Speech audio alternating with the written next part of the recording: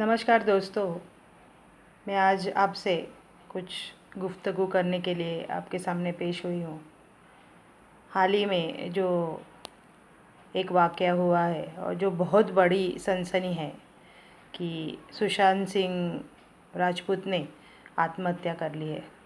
सच्ची दोस्तों, मुझे बहुत बुरा लगा है वो बात सुनकर, और 3 दिन से मैं उसी बात के ऊपर सोच रही हूँ कि सुशांत ने ऐसा क्यों किया होगा। आजकल ये एक आम बात हो गई है, एक फ़ैशन हो गया है कि अगर ज़िंदगी से तंग आ गए तो बस ज़िंदगी ख़त्म कर दो। हम ये नहीं सोचते कि ये ज़िंदगी हमको मम्मी डैडी ने कैसे दी है, उसे कैसे संभालना चाहिए, और वो उनकी देन है। सबसे पहले तो ऊपर वाले की है, बाद में उनकी है। और जो 4-5 इंसान अपने लाइफ में इंटरफेयर करके हमको ये महसूस कराते हैं कि हम कितने पिछड़े हुए हैं लाइफ में, या हम लोग कुछ नहीं कर पा रहे, या कुछ भी, ऐसे चुनिंदे लोगों के लिए अपनी ज़िंदगी ख़त्म करना कुछ अच्छी बात नहीं है। हमने सोचना चाहिए कि ये ज़िंदगी हमको जिसने दी है उस पर उसका ही हक़ है, हमें कुछ भी हक़ नहीं है इसे ख़त्म करने का। लेकिन खैर, ऐसे कुछ लाइफ में हो जाता है कि इंसान ये करने पे आमादा हो जाता है। इसके बारे में हम कुछ नहीं बोल सकते हैं। हर एक के परसेप्शंस, हर एक का सोचने का नज़रिया अलग होता है। तो बात करते हैं सुशांत सिंह राजपूत की। आप तो जानते हैं उनकी बर्थडे डेट 21 जनवरी। अभी वो कुछ 34 ईयर्स के थे, और उनके जो डैडी थे वो एक गवर्नमेंट सर्वेंट थे। और जहाँ तक मैंने उनके इंटरव्यूज़ देखी सुनी, तो 4 बहनों के पीछे ये 5वें भाई थे। मतलब पूरे घर में एक अकेले लड़के थे, तो घर में बहुत लाडले थे सबके। और उन्होंने ऐसे भी कहा है कि मैं बहुत इसके लिए इंट्रोवर्ट था, मतलब मैं इतना शर्मीला था कि मैं घर से बाहर ही नहीं निकलता था, घर में ही बैठता था। और मुझे ये तक मालूम नहीं था कि लोगों से बात कैसे की जा सकती है, उनके साथ कैसे डील किया जा सकता है। तो इसलिए मैं ऐसे ही, मतलब जब तक मेरा 10th नहीं हो गया, मैं स्कूल में था, फिर मैं कॉलेज में जब तक नहीं गया, तो मुझे मालूम ही नहीं था कैसे लोगों के साथ बात करनी है या उठना बैठना है। बहुत हंसमुख थे वो दोस्तों, बहुत हंसमुख थे। और उन्होंने बोला कि जब मैं कॉलेज में गया, और ये उन्होंने इंजीनियरिंग में दाखिला लिया था, मैकेनिकल इंजीनियरिंग में, और वो थर्ड ईयर में उन्होंने वो लेफ़्ट आउट हो गए, उन्हें ड्रॉप आउट ले लिया। तो जब वो कॉलेज में गए तो उन्होंने एक शो किया था, डांस शो। तो वो डांस शो में जब उन्होंने स्टेज पे परफॉर्म किया, तो उन्होंने देखा कि इतना उनको अप्लॉज मिला, लोगों की तालियां, और उनको सब उनके फ्रेंड्स ने, सब कॉलेज स्टूडेंट्स ने इतना सराहा, उनकी इतनी तारीफ़ हुई कि उनको सोचने पे वो हैरान हो गए। मतलब उन्होंने ये सोचा कि मुझे इतना लोगों का प्यार मिल सकता है, मतलब लोग मुझे इतना लाइक करते हैं, तो क्यों ना इसके बारे में सोचा जाए। या ऐसे उन्होंने सोचा, उनके दिमाग में एक ख़्याल आया। और बाद में उन्होंने थर्ड ईयर में थे तभी उन्होंने कॉलेज छोड़ दिया, और उन्होंने शामक दावर के ग्रुप में, डांस ग्रुप में एंट्री ले ली। वहाँ पे उन्होंने ट्रेनिंग स्टार्ट कर लिया।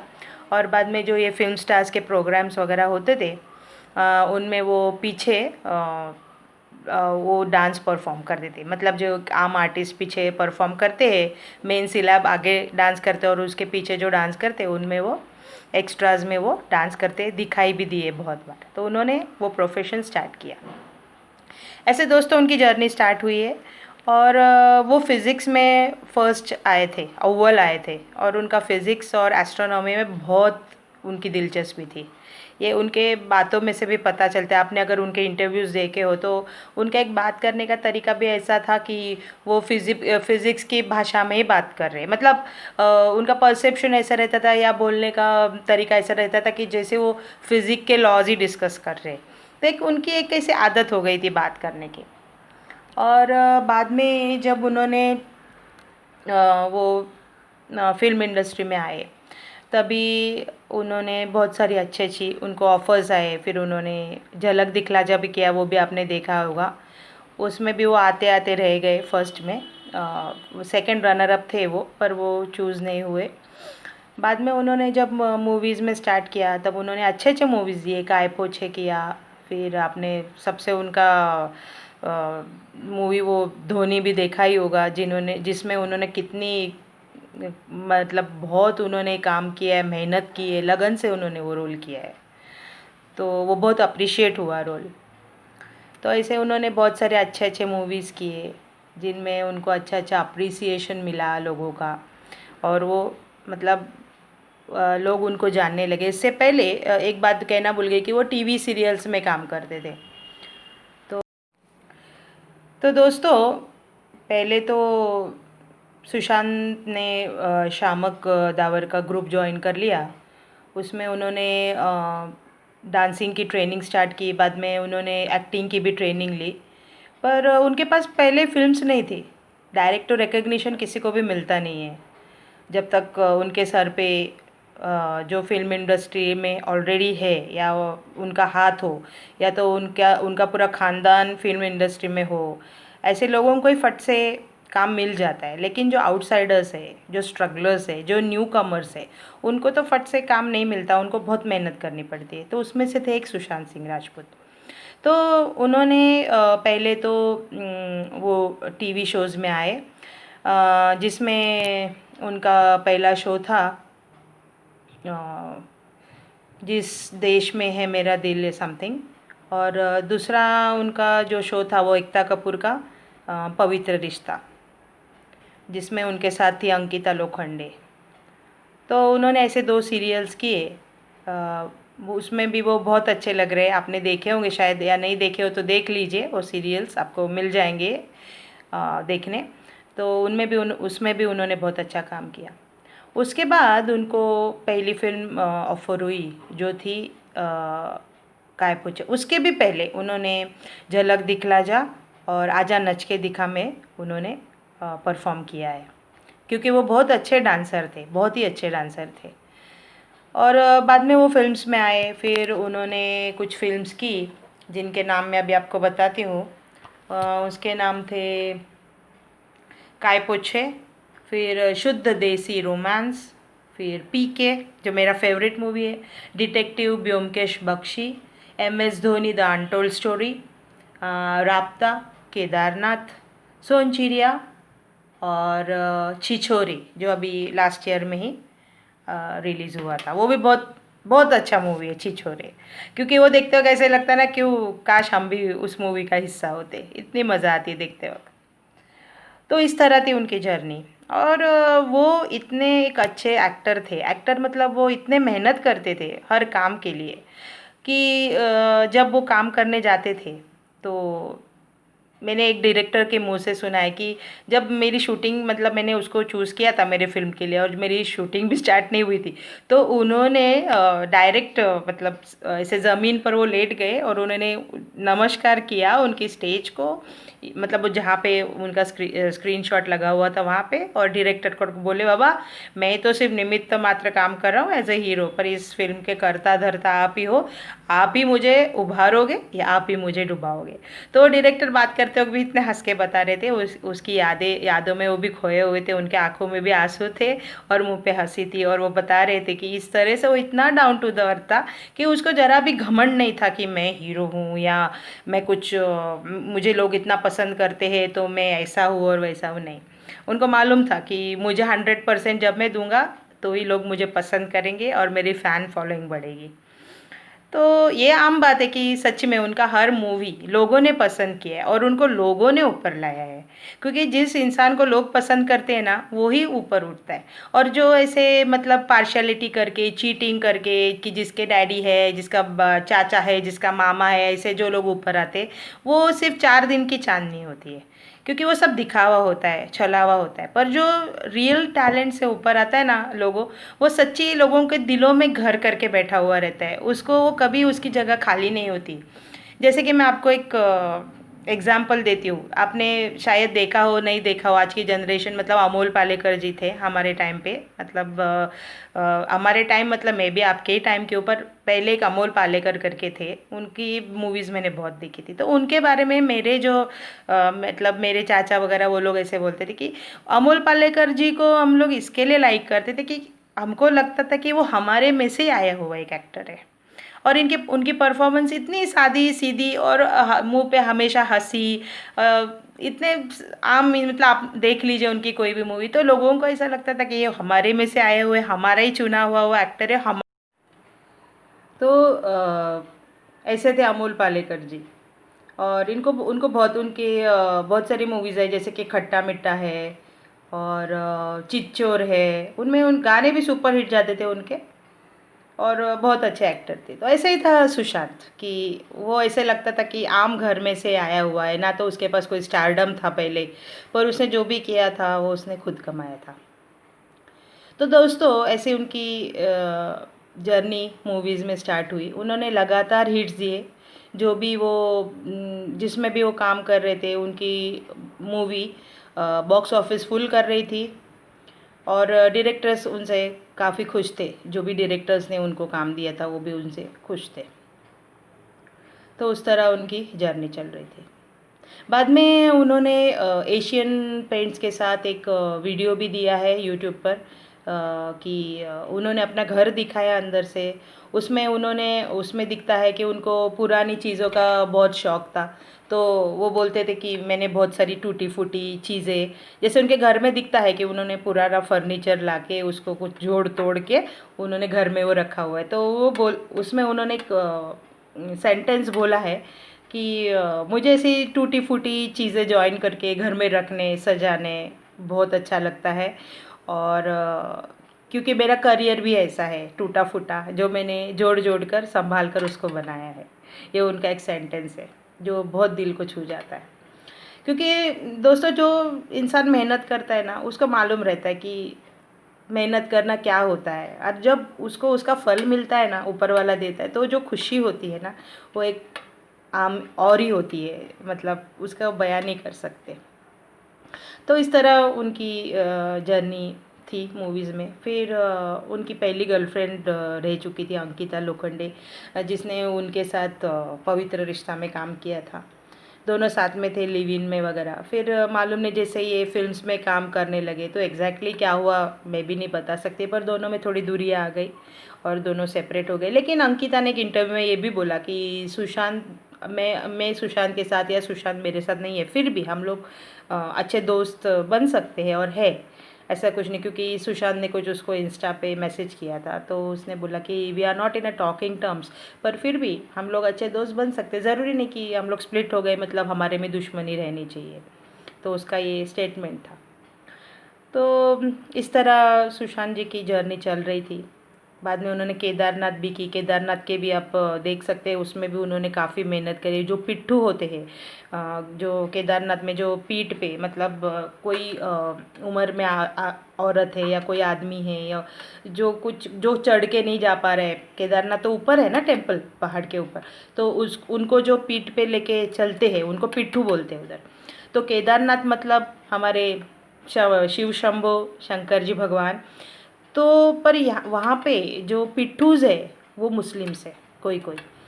तो और वो लोग वहाँ पे ही नमाज़ भी पढ़ते हैं, वहाँ पे ही रहते हैं और ये पिट्ठू का काम करते हैं और उस पे अपनी रोजी रोटी चलाते हैं। तो इसमें से ही एक कैरेक्टर था मंसूर, जो सुशांत जी ने निभाया था और बहुत अच्छा काम किया है उसने। सारा अली खान उसमें है साथ में, सैफ अली की बेटी जो उसके साथ काम कर रही है। बहुत अच्छा काम किया उन्होंने। तो ऐसे करते करते उनकी जर्नी चल रही थी। उन्होंने अच्छे हिट्स दिए, पर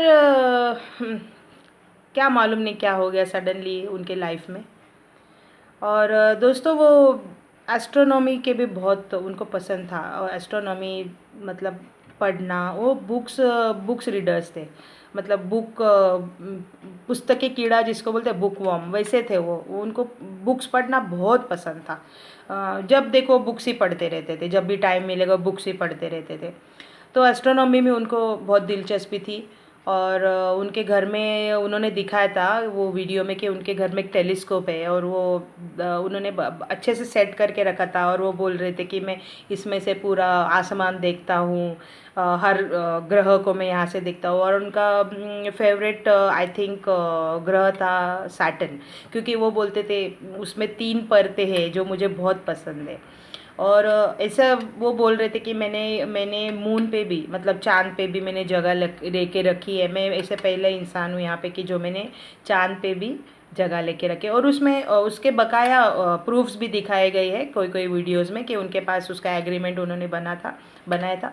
और 2024 में कुछ नासा में से वो चाँद पे जाने वाले थे, ऐसा कुछ मैंने सुना। और उसके लिए वो बकायदा घर पे उसकी प्रैक्टिस भी कर रहे थे। जो भी होगा, अभी मुझे तो वो टेक्निक वगैरह कुछ मालूम नहीं है, पर ऐसे उसमें उधर जाने के लिए वो घर पे भी उसके लिए वो प्रैक्टिस कर रहे थे कि उनको बहुत, उनका वो ड्रीम था कि उनका ख्वाब था कि मुझे चाँद पे जाना है और मैंने वहाँ पे ज़मीन ली हुई है। तो इस तरह से उनके बहुत सारे ड्रीम्स थे। उनका ये भी था कि उनको बच्चों को, जो गरीब बच्चे हैं उनको संभालना था, उनको उनकी देख रेख थे। पर वो बोल रहे थे कि अभी मैं इतना कैपेबल नहीं हूँ अभी तक कि मैं ये सब सोशल वर्क कर सकता हूँ। पर उनके वो बकेट लिस्ट में उनके सब वो उन्होंने दिया था कि मुझे ये करना है, मुझे वो करना है, वो सब उन्होंने दिया हुआ था। तो उस तरह से उनकी जर्नी चल रही थी। पर पता नहीं इंसान के साथ क्या चलता है, आखिर में उसका मन जो है वो उसके काबू में नहीं रहता है। वो मन एक छोटे बच्चे की तरह है जो इतना भागता है ना आगे दोस्तों, कि कभी कभी उसको पकड़ना बहुत मुश्किल हो जाता है।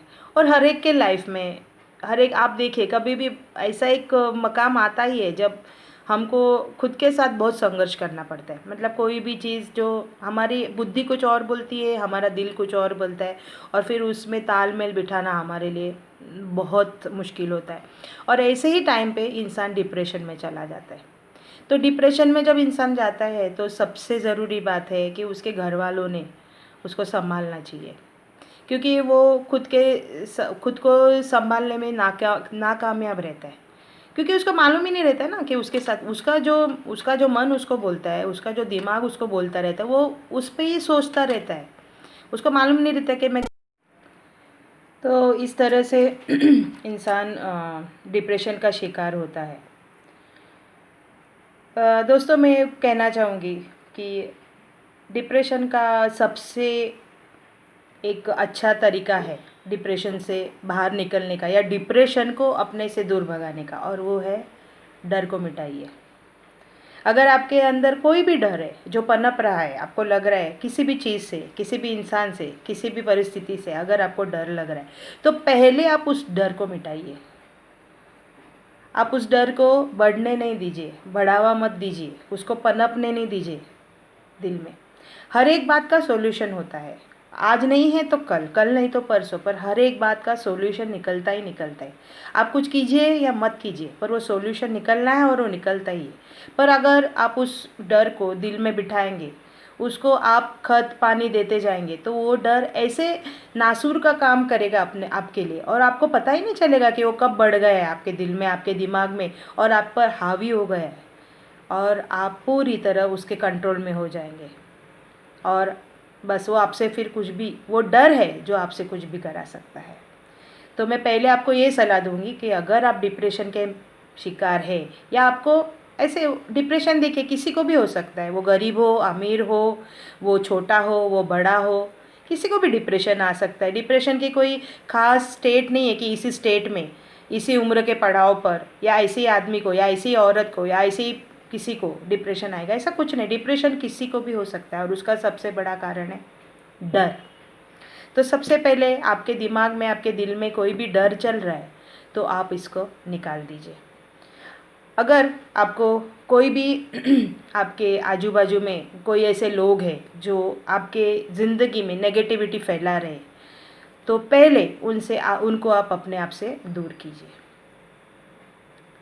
या अगर आप उनको दूर नहीं कर सकते तो आप उनकी सुन लीजिए, पर उसको सिर्फ सुन के अपने कानों के बाहर ही रखिए। आप अपने उसको दिल में, आपके मन में उतरने मत दीजिए, पर आप में उतनी ताकत होनी चाहिए। तो उससे अच्छा यही बात है, जो आपको बार बार आपको नीचे दिखाते हैं, आपको ये बताते हैं कि आप गलत हो, आप ये हो, आप वो हो, आपके लाइफ में वो नेगेटिविटी फैला रहे, आपको वो ऐसे दिखा रहे कि तू लाइफ में कुछ कर ही नहीं सकता है, तू तो ऐसा ही है, तू तो वैसा ही है। तो ऐसे लोगों को अपने लाइफ से थोड़ा दूर रखिए। जो नेगेटिविटी आपके लाइफ में फैलाते।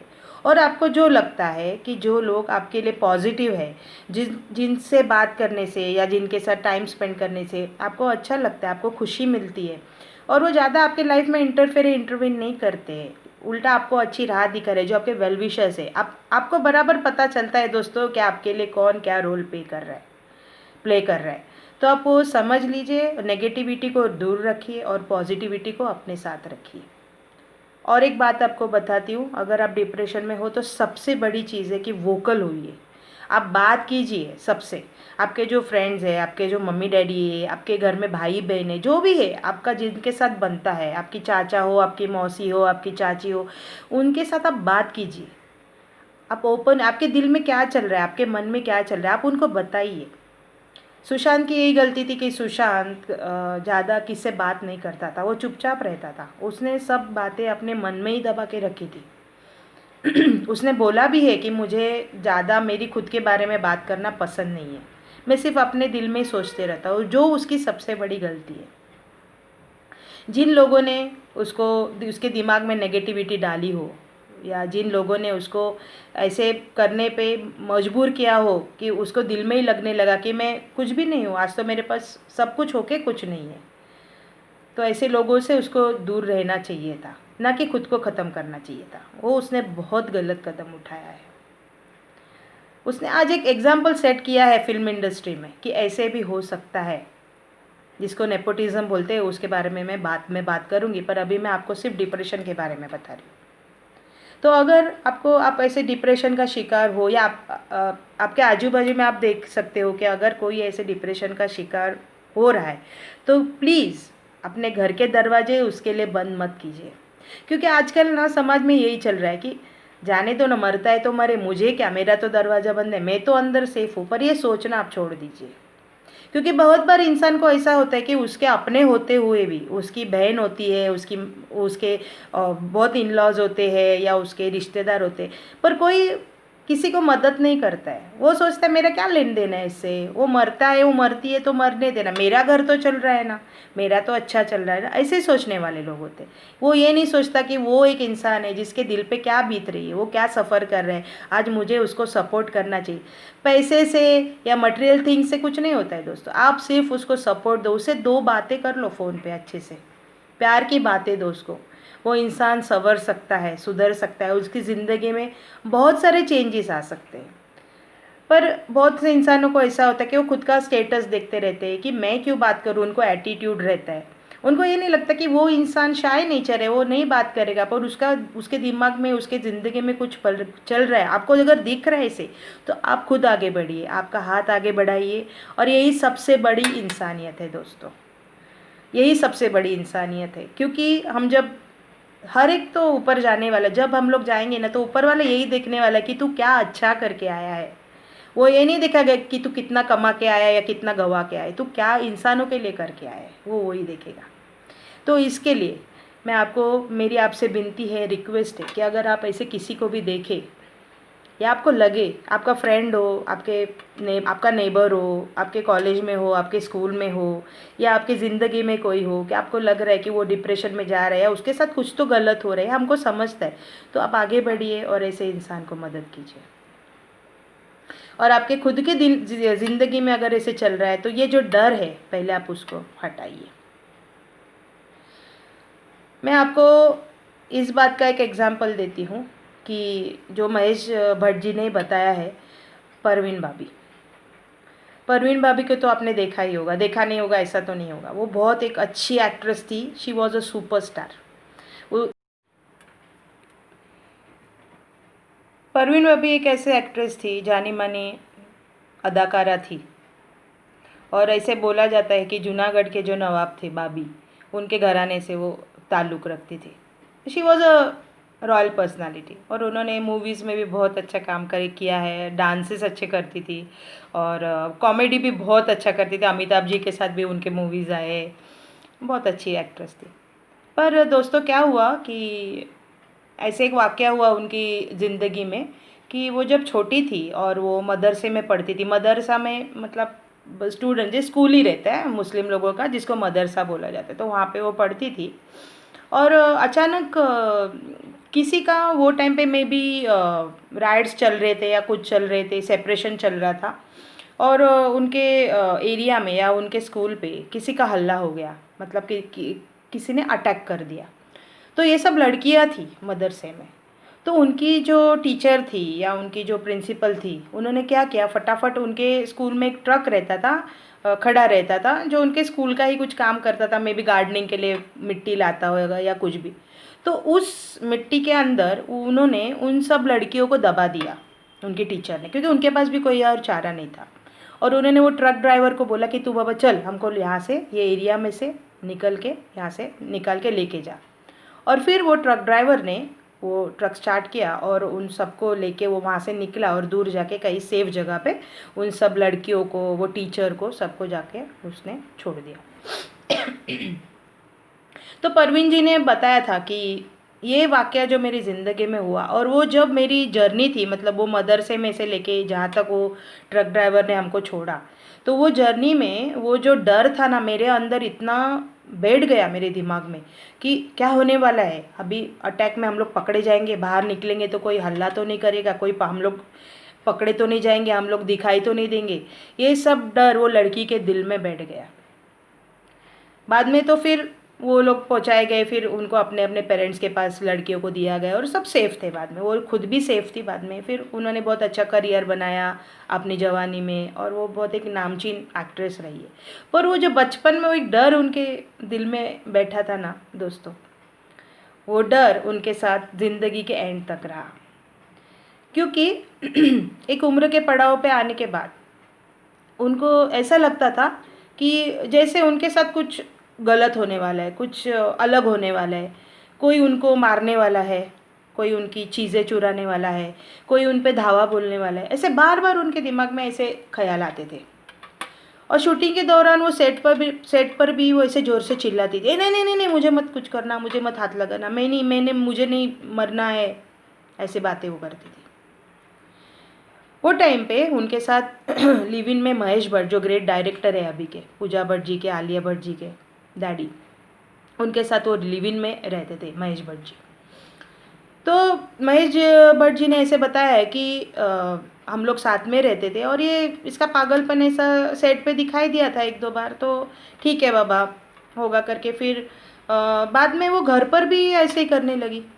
घर पे भी वो रात को नींद में से उठती थी या दिन में बोलती थी कि नहीं नहीं नहीं नहीं, मुझे नहीं मरना है, मुझे मत मारो, मुझे मत मारो, ऐसे एकदम सडनली चिल्लाने लगती थी। फिर मैं उसको लेके साइकेट्रिस्ट के पास गया, उसकी ट्रीटमेंट चालू हुई, उसको मतलब दवाइयाँ दी गई। अभी उसमें हुआ क्या दोस्तों कि महेश भट्ट जी उनके साथ में रह रहे थे, और जब वो उनको दवाई देने जाते थे तो वो बोलती थी कि नहीं, ये दवाई तो तुम मेरे लिए जहर दे रहे हो, तुम मुझे मारना चाहते हो। उन पर भी वो शक करती थी।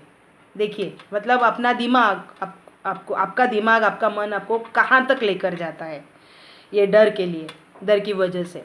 तो वो बोलती थी कि नहीं नहीं, मुझे नहीं खाना है, तो महेश आप खाओ, आप अगर खाओगे और अगर वो जहर नहीं होगा, आप नहीं मरोगे, तो मैं लूँगी, ऐसे वो बोलती थी।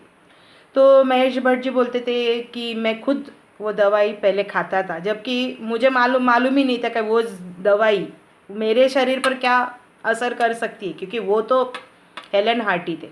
फिर भी उनका प्यार था उसके लिए इतना कि वो खुद बेचारे वो दवाई खाते थे, और बाद में वो दवाई वो परवीन जी को देते थे। और बाद में उनके खाने के बाद वो देखती थी परवीन भाभी कि उन्होंने खाया, बाद में वो खुद वो दवाई खाती थी। इस तरह से वो ट्रीटमेंट चल रहा था। लेकिन जब धीरे धीरे उन पर ज़्यादा पागलपन उनका बढ़ने लगा, और वो महेश जी को भी मानती नहीं थी कि नहीं आप भी नहीं, आप भी चले जाओ यहाँ से, वो तोड़ फोड़ करती थी घर में और वो सब। तो उनको बहुत बुरा लगा। फिर उन्होंने सोचा, उन्होंने पूछा तो क्या करना चाहती, तो उन्होंने बताया नहीं, मैं अकेले ही रहना चाहती हूँ, आप निकल जाओ। फिर महेश भट्ट जी वहाँ से निकल गए। तो ये थी परवीन भाभी की स्टोरी। और बाद में तो आपको शायद आपने सुना ही होगा, एक दिन वो अंदर ही, घर के अंदर ही गुजर गई, किसी को मालूम नहीं था। 2 दिन से उनके घर के बाहर दूध की बॉटल्स पड़ी हुई थी, कचरा, मतलब कचरा भी उठाया नहीं गया था, वैसा ही था। तो बिल्डिंग वालों को शक हुआ कि बाबा अंदर है कि नहीं, और फिर वो अंदर मरी हुई पाई गई, उनकी डेथ हो चुकी थी। ऐसी हुई उनकी दर्दनाक मौत, क्योंकि वो डिप्रेशन का ही शिकार थी। तो ये होता है डिप्रेशन दोस्तों। तो अभी सुशांत जी के साथ क्या हुआ कि उनकी जो अभी की फ़िलहाल मतलब अभी जो उनकी गर्लफ्रेंड थी जिसका नाम है रिया चक्रवर्ती, और जो एक मॉडल है और जो अभी स्ट्रगल कर रही है फिल्म इंडस्ट्री में, जो महेश भट्ट जी की भी एक अच्छी दोस्त है, तो उनके साथ वो लिव इन में थे। तो कल कल सुबह में या आज सुबह में उसका ज़बान लिया गया पुलिस ने। तो उन्होंने ये बोला है, उनके ज़बानी में उन्होंने ये बोला है कि मैं और सुशांत साथ में रहते थे, हम लोग का रिलेशन बहुत अच्छा था, कुछ प्रॉब्लम नहीं था।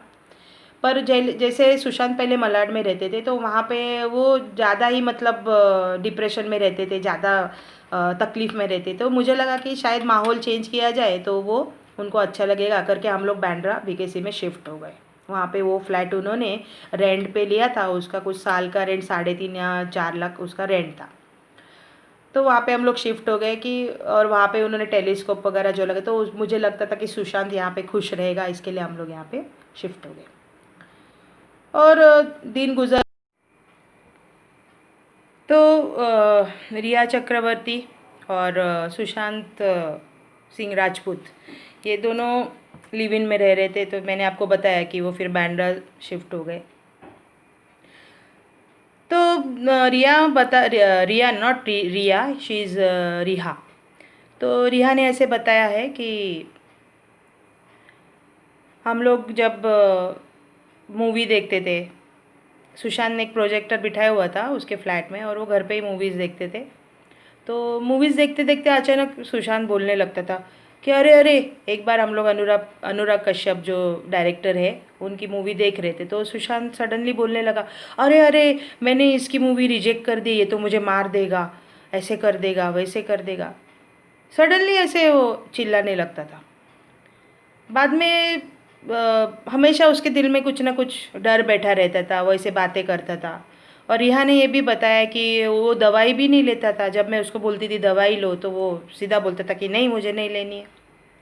पिछले 6 महीने से सुशांत साइकेट्रिस्ट के पास उनकी ट्रीटमेंट चालू थी, वो अंडर डिप्रेशन में ही थे। और अभी थोड़े दिन पहले उन्होंने उनका डॉक्टर भी, साइकेट्रिस्ट भी चेंज किया था और उन्होंने दवाई भी लेनी बंद कर दी थी थोड़े दिन, 7-8 दिन से। तो इस तरह से वो चिल्लाते थे, ये करते थे। फिर रिया ने बोला कि ऐसे नहीं था कि उनसे कोई टच में नहीं था, उनके दोस्त भी उनसे बात करना चाहते थे, फ़ोन करते थे। पर सुशांत ज़्यादा कुछ एंटरटेन नहीं करता था उनको, या उनकी बात नहीं सुनता था, सुन के भी अनसुनी कर देता था, ऐसे उसका चल रहा था। और फिर धीरे धीरे वो उसका बिहेवियर ज़्यादा ही कुछ चेंज होने लगा। देखिए दोस्तों, जो उसके साथ रहता है उसको ही पता चलता है कि उसके दिल में या वो कैसे बिहेव करे, हम लोग नहीं बता सकते। तो वो तंग आ गई और फिर उसने महेश जी जो उनके फ्रेंड है उनको बोला। तो महेश जी ने बोला कि देख, अभी तू अगर ऐसे ही सफ़र करेगी तो हो सकता है कि तेरे दिमाग पर भी असर हो सकता है, तो तू सोच रहे तो तू छोड़ के आ जा उसको, अकेला रहना चाहता है तो उसको अकेले रहने दे। तो फिर ऐसे उसने रिहा ऐसे ही उनको छोड़ के नहीं आई सुशांत जी को। उन्होंने उनकी बहन को कॉल किया और बताया कि अभी देखिए ऐसे सब हो रहा है, तो मैं भी उसको टॉलरेट नहीं कर पा रही हूँ। तो अब वो दवाई भी नहीं ले रहा है, वो सुनता भी नहीं है मेरी कोई भी बात, में बोलती हूँ तो अनसुना कर देता है। तो तुम आ जाओ और उसकी केयर लो। तो मैं जा रही हूँ, ऐसे मतलब हैंड ओवर करके ही वो वहाँ से रिहा निकल गई। ये थोड़े दिन लॉकडाउन में ही ये हुआ है और तभी वो निकल गई है। और फिर सुशांत वहाँ पे रह रहा था, उसकी बहन थी उसके साथ में। तो ये ऐसे हो गया। अभी सड़क 2 आने वाला था, महेश भट्ट जी डायरेक्ट करने वाले थे। उनकी जो राइटर थी उसने भी बताया, उसका भी बयान है कि वो सुशांत को जब हमने बुलाया था सड़क 2 के लिए, तो तभी भी वो ऐसे बात कर रहे थे कि कुछ और तरीके से बात कर रहे थे। मतलब जैसे आम एक आदमी एक इंसान से बात करता है वैसे वो कर ही नहीं रहे थे, वो कुछ अलग ही तरह से बात कर रहे थे।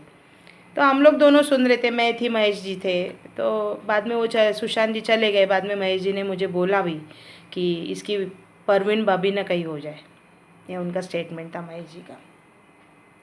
तो ऐसे सब हुआ था और सुशांत का बिहेवियर ऐसे चेंज होते जा रहा था और लॉकडाउन भी चल रहा था। तो वो ज़्यादा इंट्रोवर्ट हो रहे थे। वो घर में बुक्स पढ़ते रहते थे, खुद में वो जिम वगैरह करते थे, क्योंकि वो फिटनेस को बहुत फिटनेस रखते थे, वो अपने आप में बहुत फिट थे। वो इंसान बहुत फिट था और वो बहुत जिम करते थे। फिर ऐसे सब उनका चल रहा था। तो अभी उसके दोस्तों 6 महीने से वो डिप्रेशन में थे, मीन्स करीबन फरवरी से वो डिप्रेशन के अंडर थे।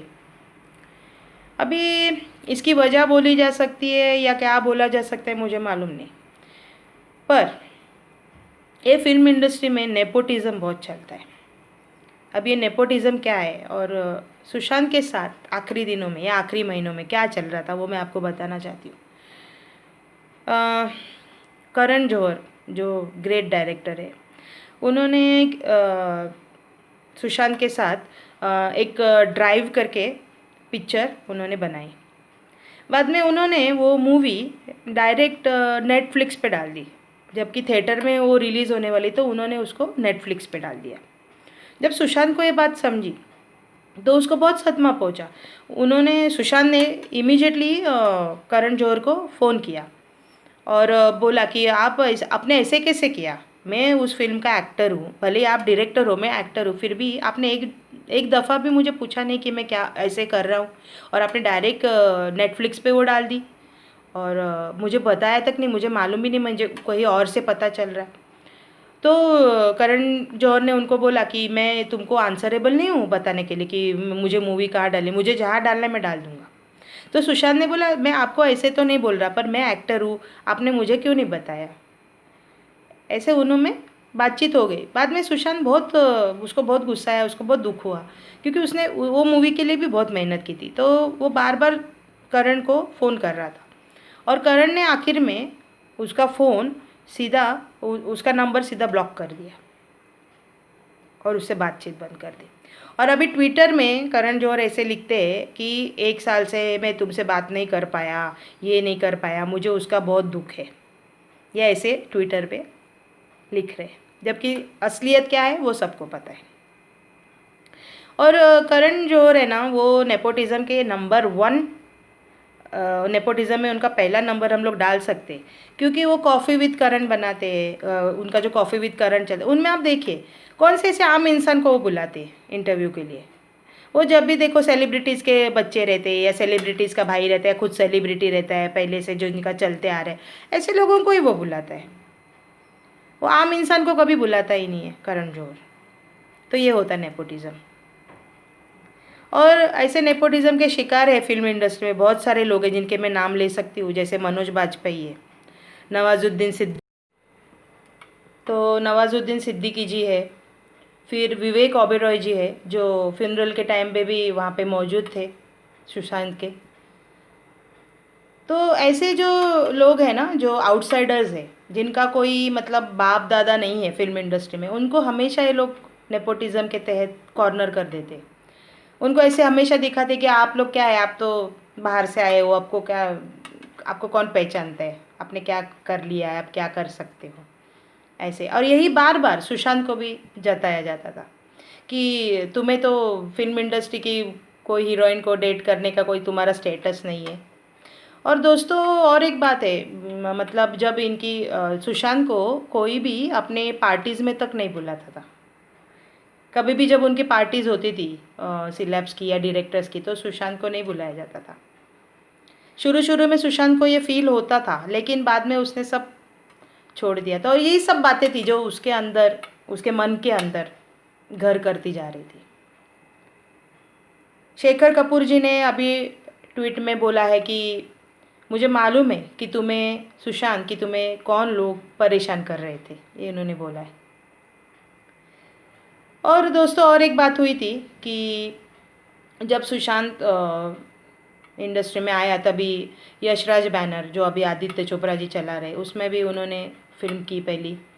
बाद में उनको कुछ अच्छे ऑफ़र्स आए, तो उन्होंने दूसरे बैनर के अंडर काम करना चाहा, पर उनको मना कर दिया गया कि आप ये नहीं कर सकते हो। और उन्होंने फिर भी वो अनसुना करके उन्होंने वो दूसरे मूवीज़ में काम किया था। तो इसलिए ये सब ऐसी बातें हैं कि उनको अभी मतलब आखिरी महीनों में उनके पास, उनके हाथ में जो 6 फिल्म्स थी, उनमें से उनको निकाला गया था।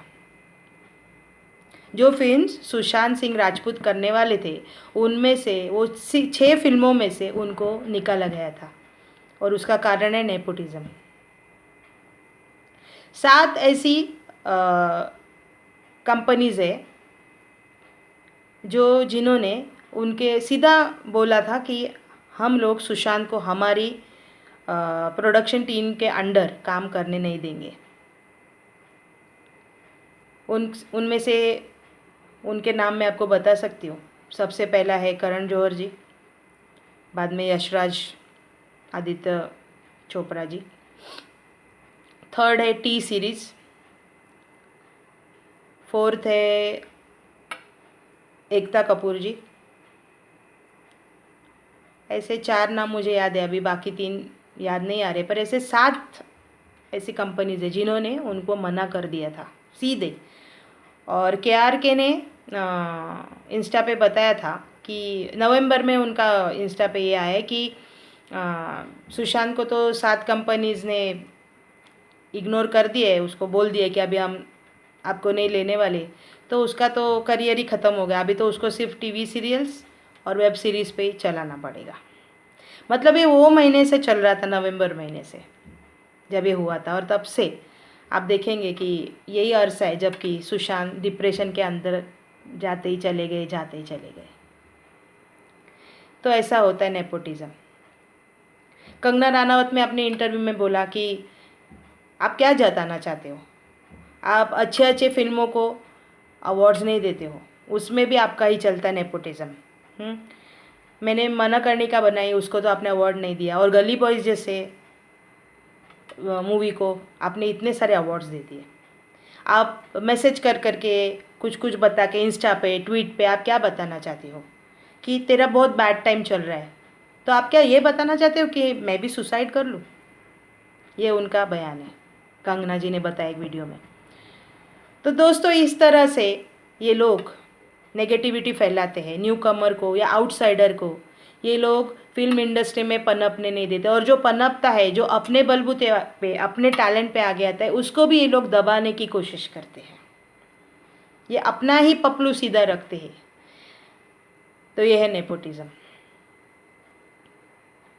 और इसका शिकार, सबसे बड़ा शिकार हुए थे सुशांत सिंह राजपूत, जो आज हमारे बीच में नहीं है। वो उन्होंने अपने दिल पे बहुत सारी बातें ली भी नहीं थी। जब उनको किसी पार्टी में नहीं बुलाया जाता था, कहीं नहीं बुलाया जाता, तो वो अपने घर पर चले गए थे 2 महीना पहले।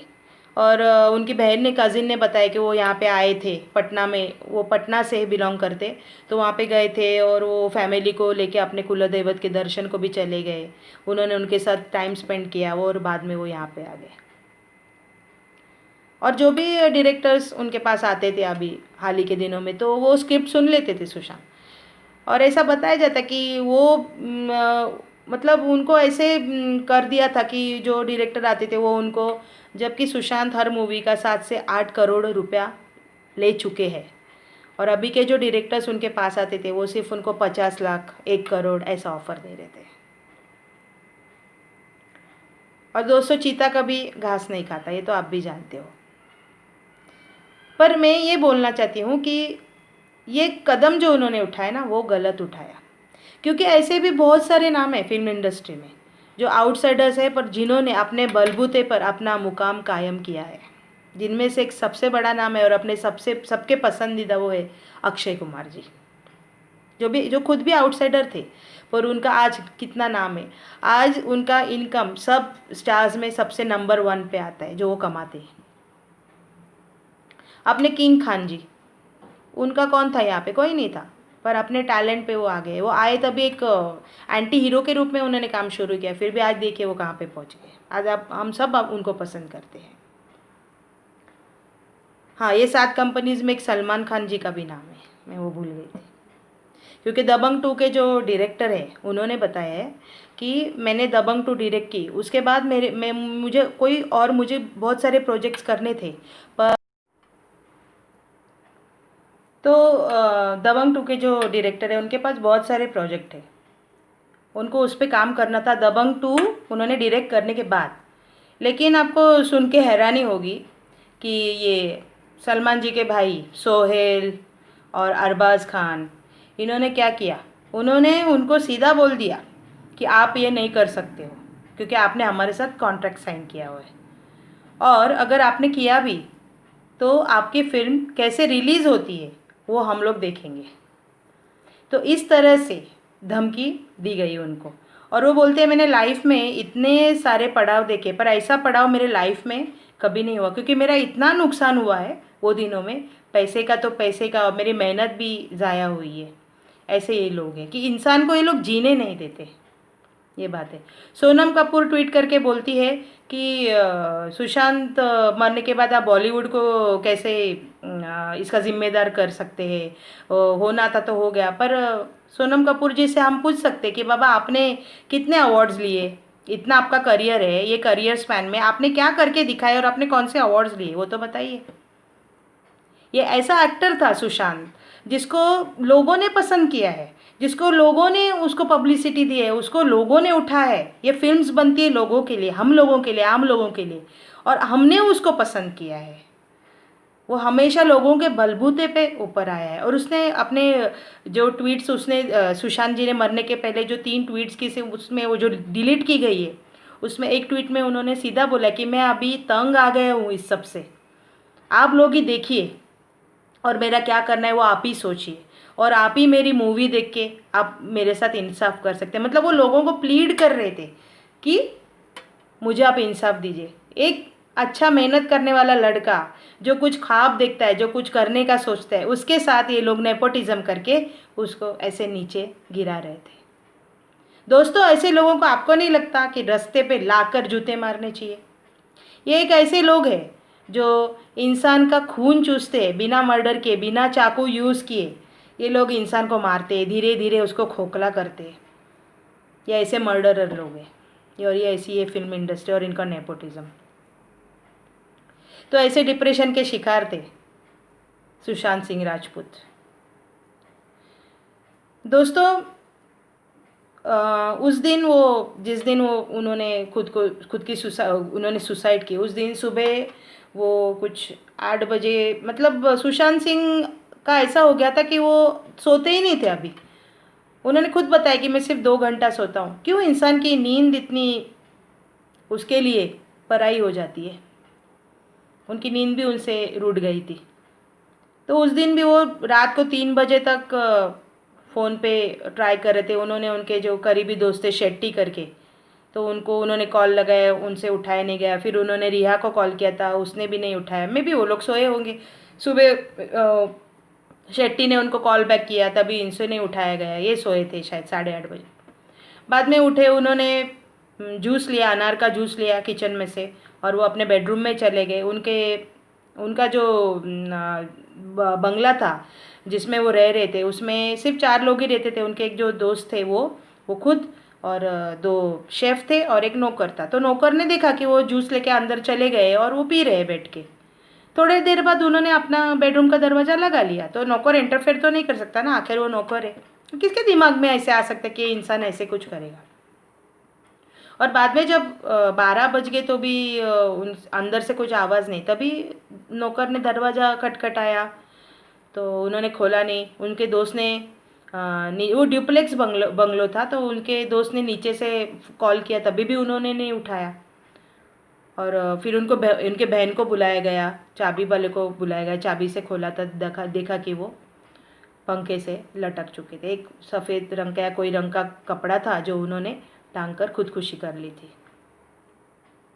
और इस तरह के उभरता कलाकार जो सबको पसंद था, जो कुछ ख्वाब लेके आया था, जो कुछ करना चाहता था और जिसने अचीव भी कर लिया था, उनको पैसे की कोई कमी नहीं थी दोस्तों। उनके बैंक अकाउंट्स चेक किए गए कि वो पैसे की वजह से उन्होंने कुछ, पर ऐसा उनको पैसे की कोई कमी नहीं थी। उनके बैंक अकाउंट्स दिखा रहे, वो उनको इतने खुश मिजाज थे कि उनको जो भी चाहिए ना वो सब वो ले लेते थे। उनके पास एक BMW बाइक भी है, जिसकी करीबन वो 2.5 करोड़ की कुछ बाइक है वो।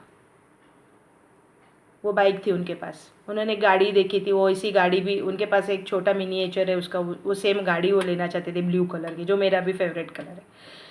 तो ऐसे सब हो गया और हमारे में से सुशांत सिंह राजपूत चले गए। तो मैं यही बोलना चाहती हूँ कि ये नेपोटिज़म है, तो दोस्तों आप भी अलर्ट हो जाइए। हम लोग हर मूवी जाते हैं, देखते हैं, वो पसंद करते हैं, पर इसके अंदर अंदर क्या चलता है ये हम लोगों को नहीं पता है। तो इसके लिए हम लोगों ने भी सतर्क होना चाहिए ऐसे मामलों में कि किसको हमको बढ़ावा देना है, किसको नहीं देना है, ये हम ही तय कर सकते हैं।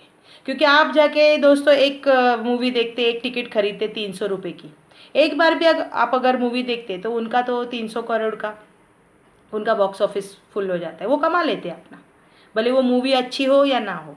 तो आपको भी सोचना है कि किसकी मूवी देखनी है, किसके साथ इंसाफ करना है और किसके साथ नहीं करना है। बस इतना ही कहते हुए मैं ये वीडियो ख़त्म कर रही हूँ और आपसे विदा ले रही हूँ।